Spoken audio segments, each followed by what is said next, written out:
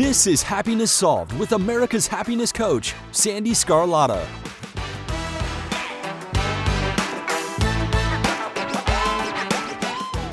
Hello, everyone, and welcome to today's episode. I am so happy you're here. So you may have noticed the music is a little bit different. I thought I would change things up a little bit. So before I introduce today's guest, I want to talk a little bit about gratitude. So here we are. We're approaching the holidays. 2021 is coming to an end. Maybe that's a good thing for some people. I'm always one that, gets excited for a new year. So gratitude is the quickest way to shift your thoughts from maybe negative or stressful into a positive state.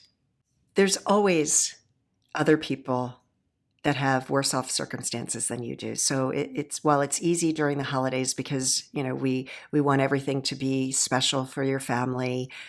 We want to get the perfect gift for people and things like that. And this year things may be a little bit different. As we all know, they're logistically, things are not getting to places the way that we're used to. We're not getting that instant gratification many times. So I just challenge everyone during this holiday season, throughout the day, as often as you need to, just take a few minutes and focus on everything that you have to be grateful for, because it really does shift your mood, your energy levels, your thoughts, because you have a choice. You have a choice as to whether or not it's going to be a merry season or if it's going to be a stressful season. I know for me personally, I choose to have a merry season and not let the stress get to me. So thank you so much for listening today, and I hope you enjoy this episode.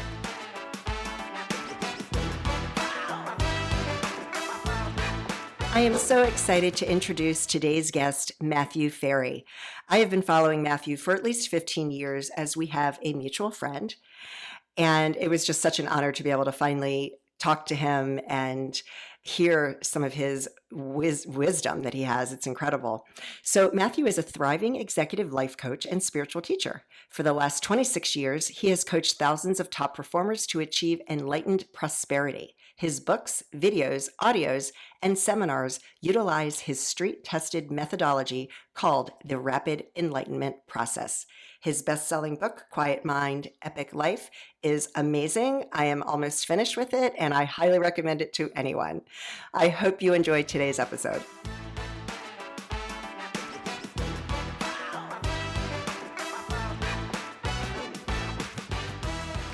Matthew Ferry, hello. How are you today? It's so great to finally see you and meet you. It's so good to be here. Thanks for having me. Thank you. Gosh, yeah, you came into my world a long time ago through a mutual friend.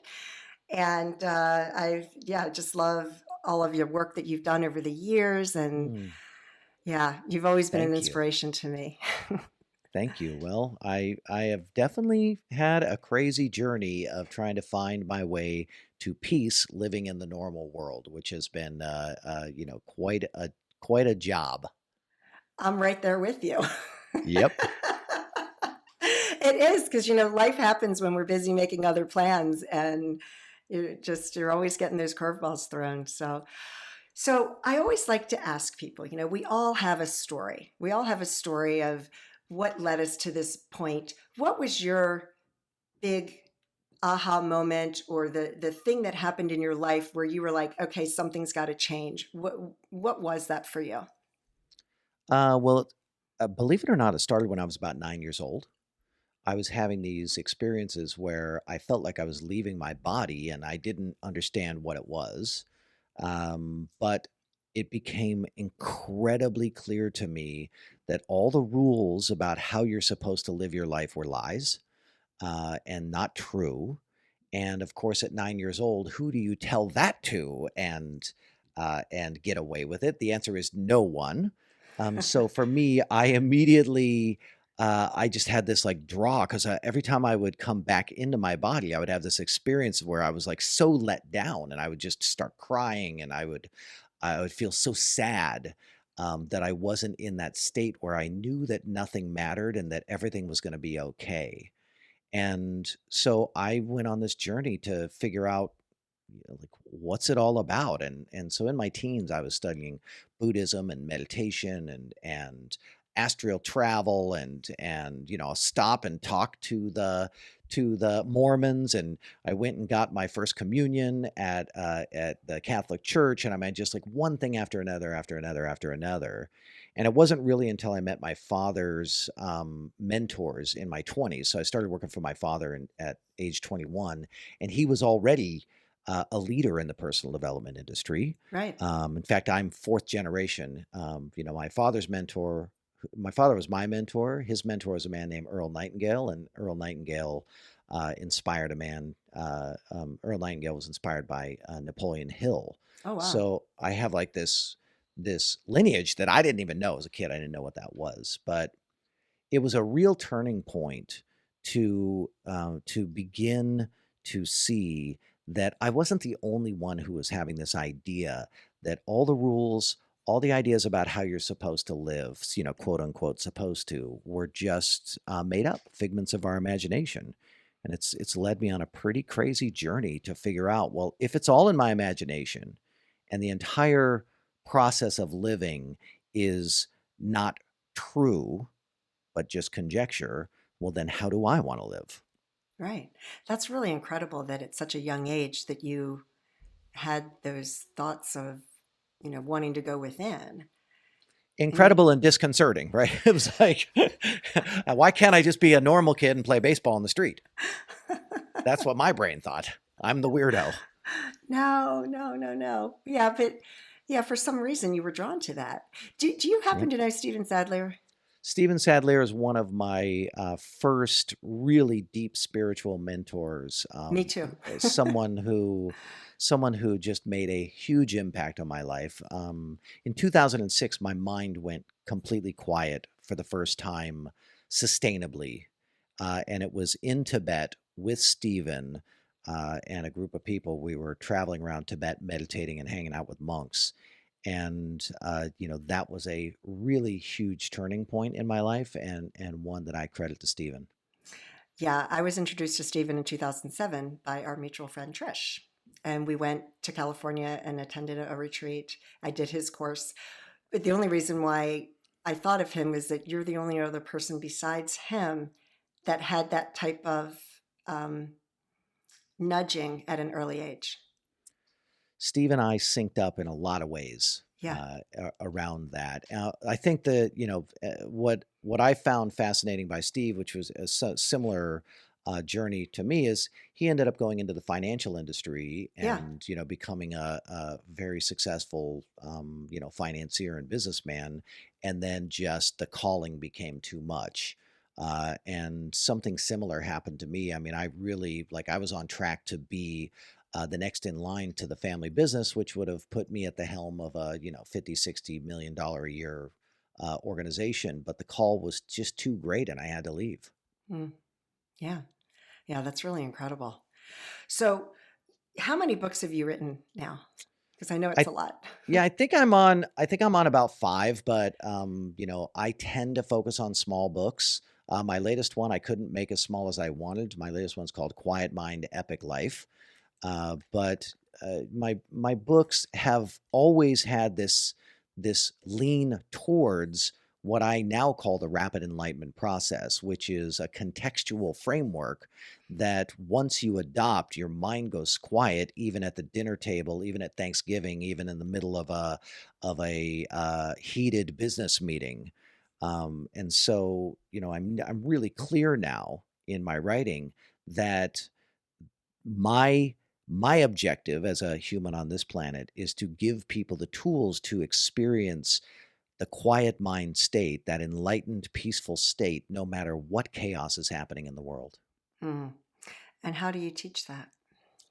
I teach a 4-step process called the Rapid Enlightenment Process. First, you must distinguish that you have a drunk monkey in your head. And the drunk monkeys, it's just a little nickname that I came up with for my mind when I was a kid. And it is essentially the mouthpiece for your survival mind. So your mind, like listening to your mind, like it's telling you the truth, is extremely irrational. Your mind's job is to navigate your existence, and to do so by understanding what is painful, what is pleasurable, what it will kill you, what will sustain you. Uh, and none of that has to do with peace. Right. So listening to the drunk monkey in your head is a surefire way to not experience peace. So you have to be able to distinguish its functions. Two, there's something that is actually a real certified discovery that I made that no one else has talked about, and that I got tipped off by with one of my other mentors, a man named Dr. David Hawkins. He wrote a book called Power versus Force, which changed Yes. my life. Yes. Um, Dr. Hawkins, which I finally took his books and put them in the closet after 15 straight years of studying them.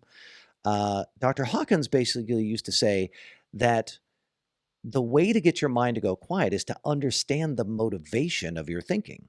And that perplexed me for a long time. But over time, utilizing the muscle testing methodology, I was able to distinguish that there are 10 hidden motives to thinking: greed, grudge, hatred, victim, illogical rules, humble, traitor, pride, lazy, and resistance. And that those modes are essentially evolutionary aspects of consciousness that work, and they get activated nonstop. And whenever one of those hidden motives are activated, your mind will start talking, whether you want it to or not. And you'll hear the drunk monkey essentially pretending to be psychic, like it can forecast the future, or trying to make other people wrong and have pride and be better than people, et cetera, et cetera. So those are the two distinguishers. You have to distinguish those two things. Hmm. Then the third component is something that I call enlightened perspectives. And Mm. enlightened perspectives are essentially perspectives that assume that all is well. If you don't assume all is well, your mind is talking, period. Yeah. That when you are in a knowing state that all is well, nothing needs to be done, there's nowhere to go, everything is whole, complete, and perfect, exactly as it is. Like when you know that, you are completely at peace. Right. And there are contextual frameworks that acknowledge that. And I suspect that's a lot of what you help people to do too in your work, is to acknowledge everything is okay. There's nothing actually wrong here. So in my book, in chapter 9, I distinguish a whole series of kind of out of the box contextual frameworks that are enlightened perspective. They acknowledge that all is well. So, and then the fourth component of the rapid enlightenment process is to actually practice a skill called recontextualization. And recontextualization is the skill of relanguaging things to imply that all is well. So that's that one you do on the fly. So you have to notice the drunk monkey and the hidden motives. Then you have to practice perspectives that assume all is well. And then you have to take everything that you're already experiencing and recontextualize it to know that all is well. And boom, your mind will go quiet. And when your mind goes quiet, it is bananas what happens. Creativity, chutzpah, resourcefulness, courage. Your courage is literally on demand when your mind is quiet. You'll do stuff that you never would have done if you were caught up in your survival mind. Wow.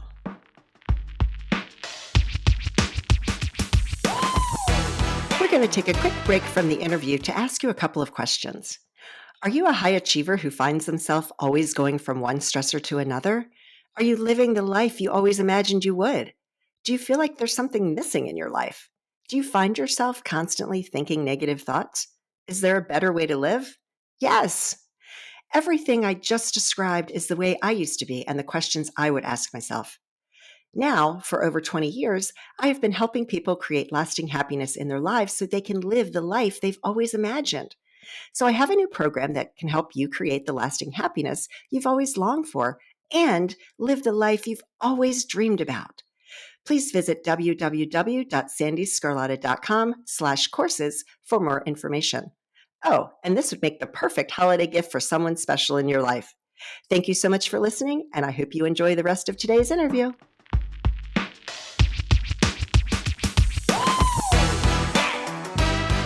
So, because I feel like I know what I need to do.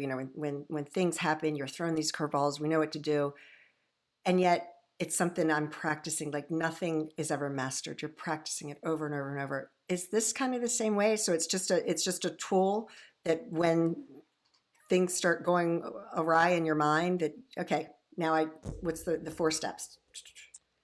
Yep, you're exactly right. It's essentially a deepening. So similar to let's say I wanted to master public speaking. There's 6 or 7 things that if I do these things well in public speaking, I'm going to be very successful in that process. And it's the same thing here. If I want to have a quiet mind and live an epic life, there are 4 components that will activate that creativity.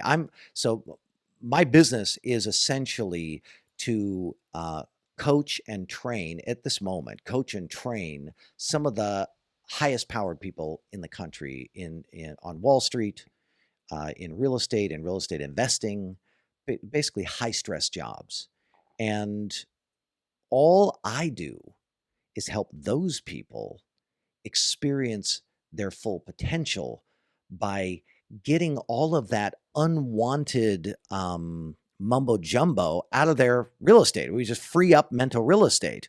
We clear out the distractions. Right. Wow. So when you were talking about those 10 Hidden motives. hidden motives, aren't those are part of the map of consciousness as well, right? I don't know if Hawkins ever distinguished them Okay. in that way. I'm sure, like there's certainly nods to it everywhere. But what distinguishes the thing that I'm talking about as a hidden motive to survive is that you can actually trace every survival based action, and almost everything you do is survival based. You can trace every one of them back to one of these 10 things. And anytime your mind is talking to you without permission, stressing you out, looping thoughts, negativity, upset, what I like to call FUD, fear, uncertainty, and doubt, Hmm. distractions, right? It's like unwanted anxiety. Anytime that is occurring, there will be a language set of the drunk monkey, but underneath it will be a motivation. Okay.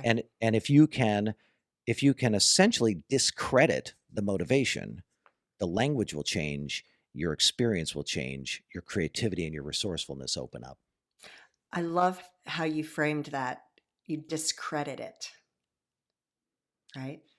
It turns out that believing what the drunk monkey says is a surefire way to experience fear, uncertainty, and doubt. Yes. Yes, yes, yes, yes, yes. Oh my gosh, this is amazing.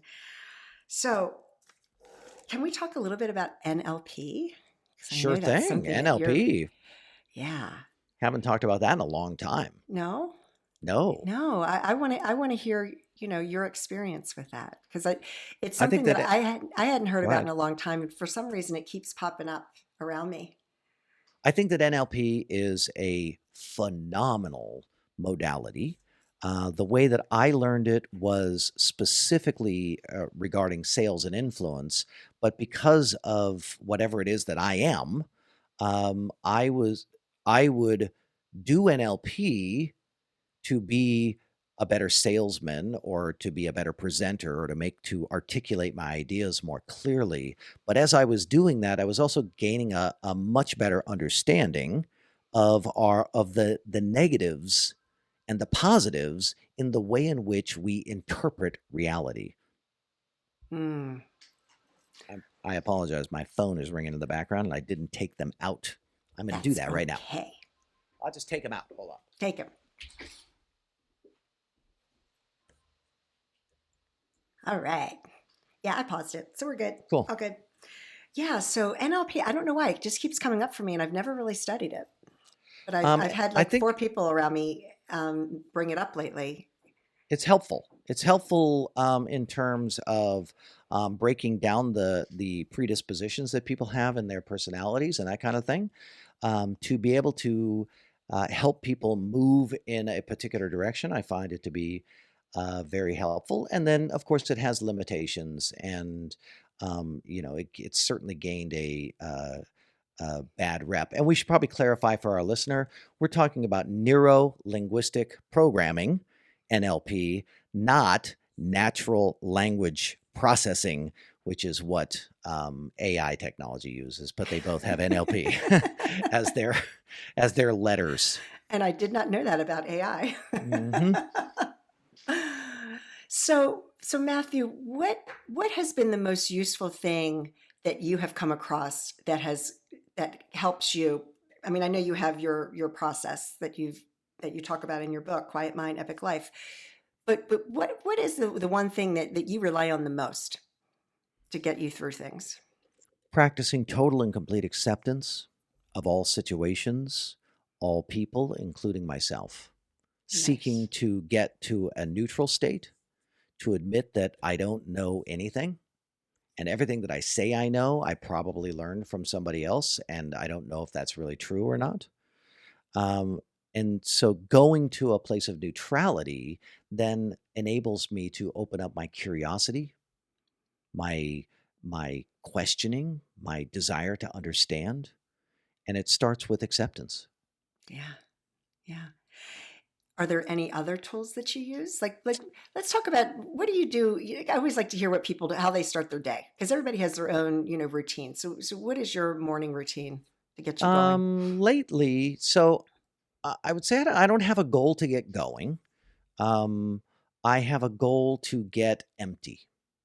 I have a Hmm. goal to become deliberately free of any need, want, desire. Uh, because what I find is that is the fertile ground for creation and doing what I want to, whatever having whatever my intentions and dreams are to come about fast. I like these days. I've been doing a tremendous amount of journaling, and I've been waking up in the morning and doing 2-3 hours of journaling and documenting. I'm documenting the next phase of the rapid enlightenment process. So there's a basic set of principles, and then there's an advanced set of principles. And in the advanced set of principles, there's a lot of documentation that I'm working on right now. Is that going to be your next book? I don't know if that'll be my next book. I've been working on the advanced part of the rapid enlightenment process since about 2009. Wow. And I don't. I would say I would say that my level of mastery around it is probably a 10 out of 10. I would say my ability to explain it is probably a 2 out of 10. Okay. Yeah. Yeah. Because it doesn't fit with the framework of normal society. Normal society is about propagating the species, and that's it. Like every single thing that we do is about making sure that the species stays alive. And yet we are blessed with being born at a time in which that's not relevant, that we're living longer than we've ever lived before.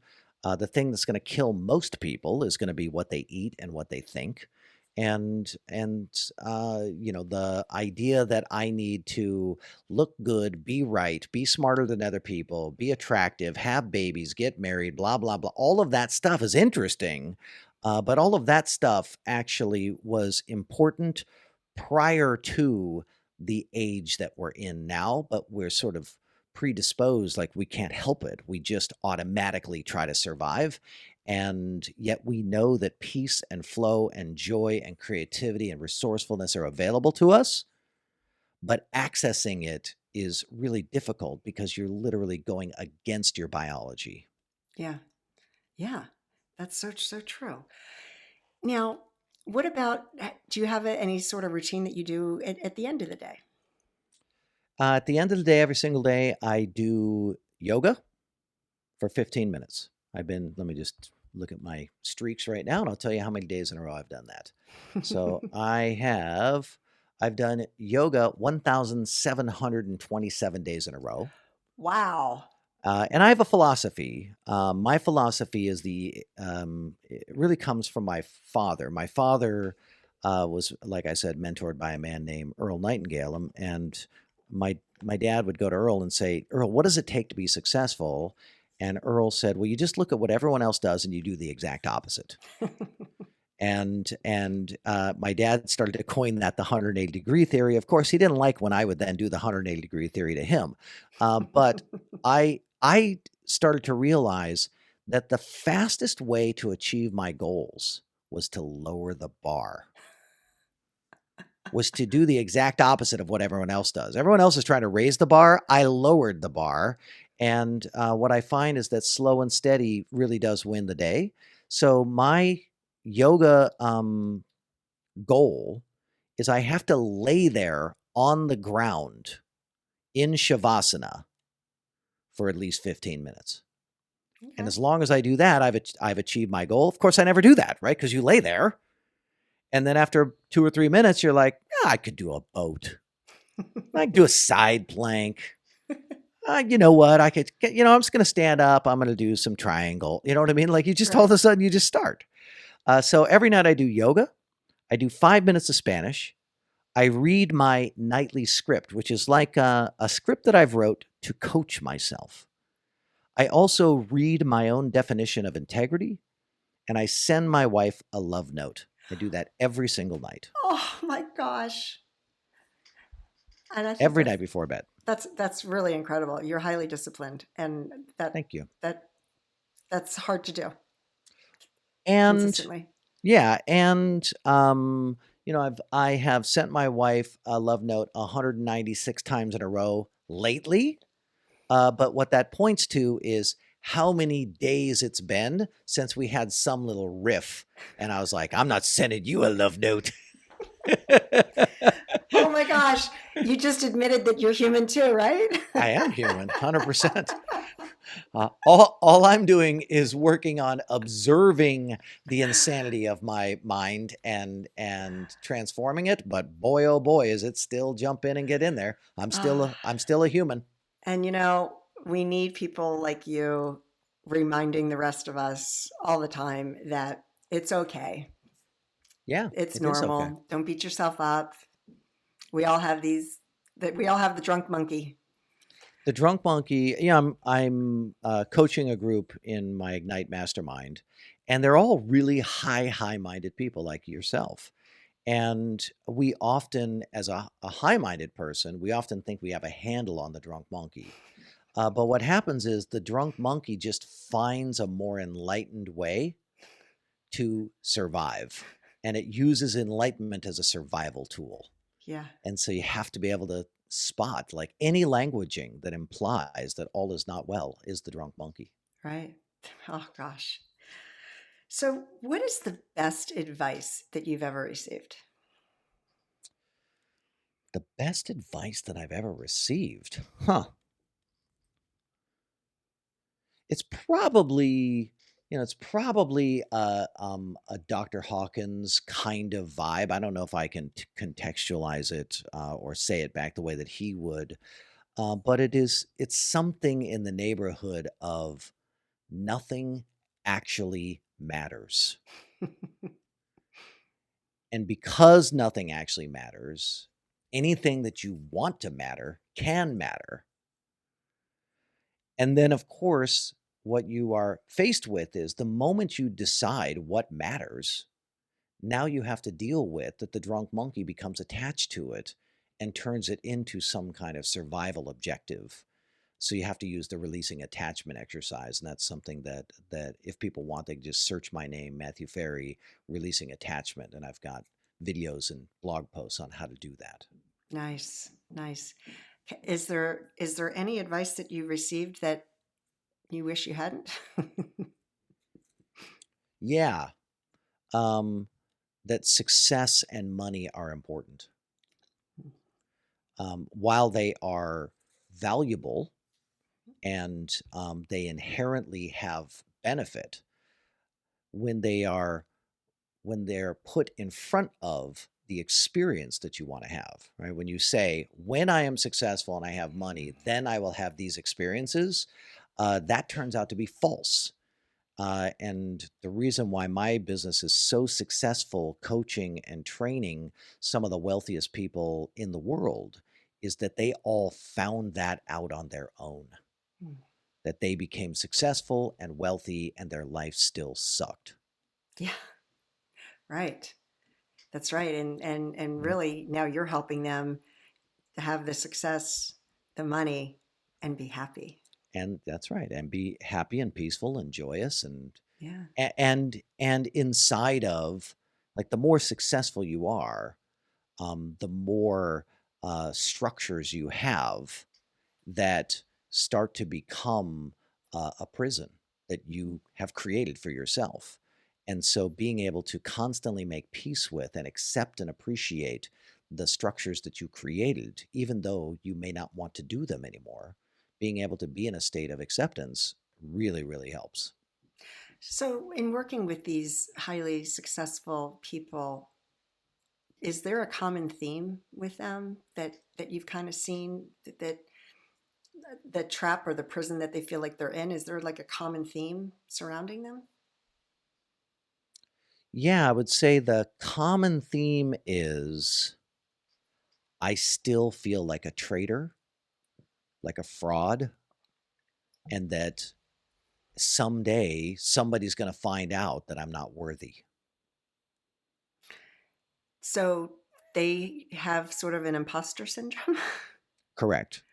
I would say that that's the most common theme, Wow. and that they're operating like a victim, pretending that they're not, and that their victim mindset is actually, so, victim's phenomenal, right? What an incredible survival trait. Right. But it has no business in the world of someone who's making $100 million a year, Right. right? It's like that's extremely debilitating. Wow. Again, it's kind of, comforting to hear that people reach that level of success and wealth and they still Yeah, success and happiness are not related. no. Happiness is a skill all unto itself, and if Yeah. happiness is your goal, then there's skills that you work to develop and practice, and practices that you put in place, distinct from whatever you do commercially to make money and pay for the stuff that you want to buy. Yeah. Wow. Wow. This has been such an amazing conversation. Is there anything else that you'd like to share with the audience that we haven't talked about? I think, the last thing, just given the time that we're in, I would recommend that everybody goes on a 30-day opinion diet and give up their opinions, and that they stop commenting on government officials. They give up their opinion on global issues. They let go of the idea that you're the ruler of the universe and that how you think life should be is how it should be. And that you practice accepting the things that you can't control and you focus on the things you can control. Mm. That's what my latest TED Talk is on. So if they just did a search for my name, Matthew Ferry Opinion Diet, they could watch my little 15-minute presentation on taking 30 days to go on a different kind of diet. I love it. 30-day opinion diet. And when did you do that TED Talk? That got released, I think, in August. Nice. Yeah. Oh, wow. I'm going to have to watch that. That Well, sounds thank you. great. And I love that. And yes, thank you. We all need a 30-day opinion diet. It is very healthy. What I found was about April or so, 2020, when we were, really getting deep into lockdown. So many of my clients were experiencing elevated levels of anger and hostility. And when we tracked it back, we were able to discern that the source of their suffering was their opinion. And that Mm. in the end, the source of all suffering is your opinion. And that if you are able to change your opinion, you can change your opinion in such a way that you find relief and maybe even peace and maybe even fun and joy in the exact same situation. Right. Shifting that perspective. Yep. Love it. Matthew, thank you so much for joining me today. It has just been such a great conversation, and I just wish you the best of continued success to come. Woohoo, thank you. Thank you.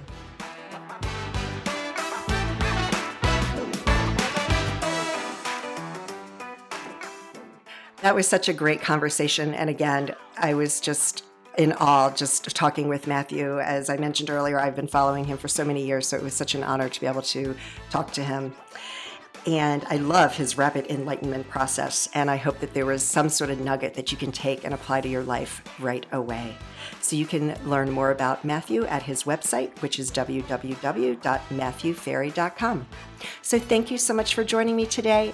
My website is sandyscarlatta.com. You can follow me on Instagram and Facebook at Coach Sandy Scarlatta.